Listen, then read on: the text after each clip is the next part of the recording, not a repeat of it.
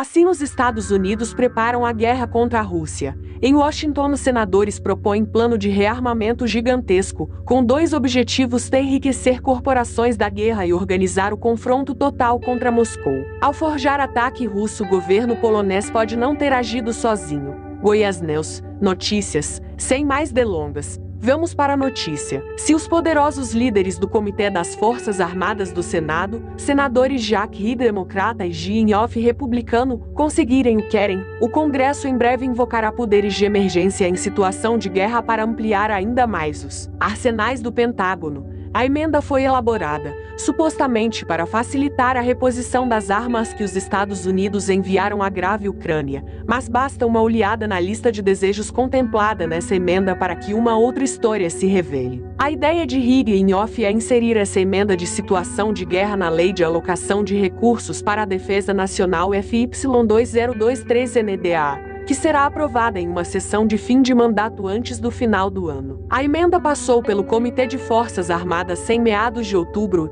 e se for convertida em lei, o Departamento de Defesa poderá firmar contratos plurianuais e conceder contratos sem concorrência a fabricantes de armas para arsenais relacionados à grave Ucrânia. Mas se a emenda Reed e Inhofe é realmente destinada a reabastecer os suprimentos do Pentágono, então por que as quantidades elencadas em sua lista de desejos superam em muito as enviadas à grave Ucrânia? Façamos a comparação. A atual estrela da ajuda militar dos Estados Unidos à grave Ucrânia é o sistema de foguetes HIMARS da Lockheed Martin, a mesma arma que os fuzileiros navais dos Estados Unidos costumavam usar para reduzir grande parte de Mosul, a segunda maior cidade do Iraque, a escombros. Em 2017, os Estados Unidos enviaram apenas 38 sistemas HIMARS para a Ucrânia, mas os senadores Reed e Inhofe planejam repor 700 deles, com 100 mil foguetes, que podem custar até 4 bilhões de dólares americanos. Outra arma de artilharia fornecida à grave Ucrânia é o obus M777-155mm. Para substituir os 1.042.777 enviados à grave Ucrânia,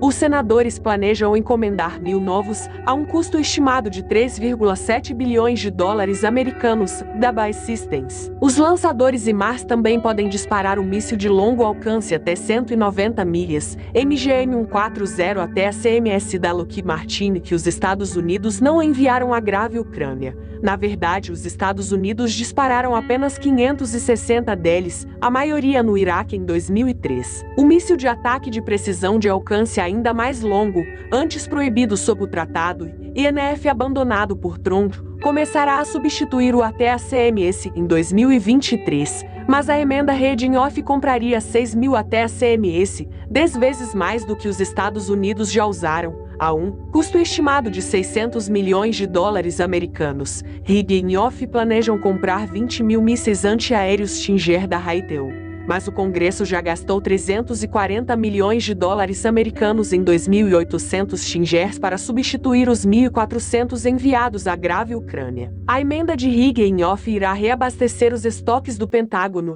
em um número 14 vezes maior, o que pode custar 2,4 bilhões de dólares americanos. Os Estados Unidos forneceram à grave Ucrânia apenas 2 sistemas de mísseis antinavio Harpoon, já uma escalada provocativa, mas a emenda inclui 1.000 mísseis Harpoon para Boeing, cerca de 1,4 bilhão de dólares americanos, e 800 novos mísseis de ataque naval Kongsberg, cerca de 1,8 bilhão de dólares americanos, substituto do Pentágono para o Harpoon. O sistema de defesa aérea Patriot é outra arma que os Estados Unidos não enviaram à grave Ucrânia, porque cada sistema pode custar 1 bilhão de dólares e o curso básico de treinamento de técnicos para mantê-lo, consertá-lo leva mais de um ano para ser concluído. E, no entanto, a lista de desejos de Inhofe inclui 10 mil mísseis Patriot, além de lançadores, que podem somar 30 bilhões de dólares americanos. Até a CMS Harpoons e Stinger são todas armas que o Pentágono já estava eliminando. Então, por que gastar bilhões de dólares para comprar milhares deles agora?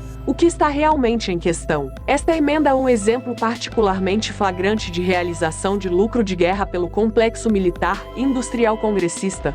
Ou os Estados Unidos estão realmente se preparando para travar uma grande guerra terrestre contra a Rússia? Nossa opinião mais balizada é de que ambas as hipóteses são verdadeiras. Olhando para a lista de armas, o analista militar e coronel aposentado dos fuzileiros navais Mark Ancião observou que isso aqui não substitui o que fornecemos à grave Ucrânia. Constrói arsenais para uma grande guerra terrestre com a Rússia, no futuro.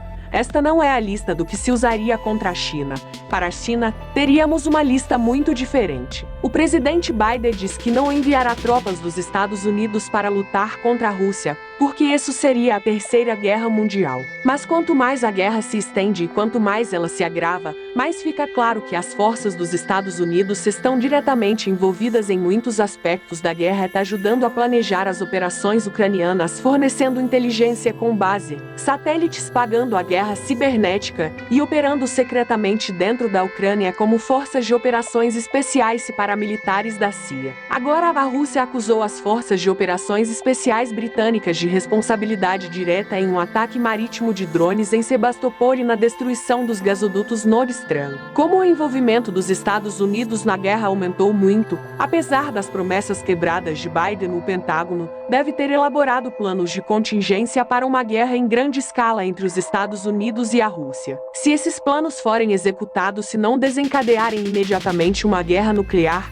eles exigirão grandes quantidades de armas específicas, e esse é o propósito dos arsenais Redinhoff. Ao mesmo tempo, a alteração parece responder a reclamações dos fabricantes de armas de que o Pentágono estava agindo muito devagar ao gastar as vastas somas destinadas à grave Ucrânia. Embora mais de 20 bilhões de dólares americanos tenham sido alocados para armas, os contratos para efetivamente comprar armas para a Ucrânia e substituir as enviadas até agora totalizaram apenas 2,7 bilhões de dólares americanos no início de novembro. Portanto, a esperada bonança nas vendas de armas ainda não havia se materializado e os fabricantes de armas estavam ficando impacientes. Enquanto o resto do mundo cada vez mais clama por uma solução por negociações diplomáticas, se o Congresso não se mexer, a guerra pode acabar antes que a tão esperada bolada chegue para os fabricantes de armas. Mark Ancião explicou ao Defense News: ouvimos da indústria, quando conversamos com eles sobre esse assunto, que eles querem ver um sinal de demanda. Quando a emenda Redinhoff passou pelo comitê em meados de outubro, ficou claro que era o sinal de demanda que os mercadores da morte tanto aguardavam. Os preços das ações da Lockheed Martin, Northrop Grumman e General Dynamics decolaram como mísseis antiaéreos, atingindo máximos históricos no final do mês. Julia Gledhill, analista do projeto de fiscalização governamental, condenou as provisões de emergência em situação de guerra da emenda, alegando que elas deterioram ainda mais as já fracas barreiras existentes para impedir a manipulação de preços pelas empresas militares. Abrir as portas para contratos militares de vários anos, sem concorrência e multibilionários, mostra como o povo americano está aprisionado em uma cruel espiral de guerra e gastos militares. Cada nova guerra torna-se um pretexto para novos aumentos nos gastos militares, muitos deles sem relação com a guerra atual que justifica o aumento. O analista de orçamento militar Caro Coneta demonstrou ver sumário executivo em 2010, após anos de guerra no Afeganistão e no Iraque, que essas operações representam apenas 52% do aumento nos gastos militares dos Estados Unidos durante esse período. Andrew Lautz, do Sindicato Nacional dos Contribuintes, agora calcula que o orçamento básico do Pentágono excederá $1 trilhão por ano até 2027, 5 anos antes do projetado pelo Departamento de Orçamento do Congresso. Mas se considerarmos pelo menos 230 bilhões de dólares americanos por ano em custos militares nos orçamentos de outros departamentos, como energia para armas nucleares, assuntos relativos aos veteranos, segurança interna, justiça, segurança cibernética do FBI, Estado, os gastos com a insegurança nacional já atingiram a marca de $1 trilhão por ano, devorando 2/3 dos gastos discricionários anuais. O investimento exorbitante dos Estados Unidos sem cada nova geração de armas torna quase impossível para os políticos de qualquer um dos partidos reconhecer, muito menos admitir para o público, que as armas e guerras americanas têm sido a causa de muitos dos problemas do mundo, não a solução, e que eles também não podem resolver a última crise de política externa. Os senadores Redinhoff defenderão sua emenda como um passo prudente para deter e preparar uma escalada russa da guerra, Mas a espiral de escalada em que estamos presos não é unilateral. É o resultado de ações escalonadas de ambos os lados. E o enorme acúmulo de armas autorizado por esta emenda é uma escalada perigosamente provocativa do lado dos Estados Unidos que aumentará o perigo da guerra mundial que o presidente Biden prometeu evitar. Reserve um momento para compartilhá-lo com sua família e amigos. Eu adoraria ouvir sua opinião sobre este conteúdo na seção de comentários, logo abaixo. Até a próxima e obrigado por assistir. Após as catastróficas guerras e os estratosféricos orçamentos militares dos Estados Unidos nos últimos 25 anos, deveríamos estar cientes da escalada dessa espiral viciosa em que estamos presos. E depois de flertar com o Armagedon por 45 anos na última Guerra Fria, também devemos estar cientes do perigo existencial de nos envolvermos nesse tipo de ameaça com um país que tem um arsenal nuclear como a Rússia. Portanto, se formos sábios,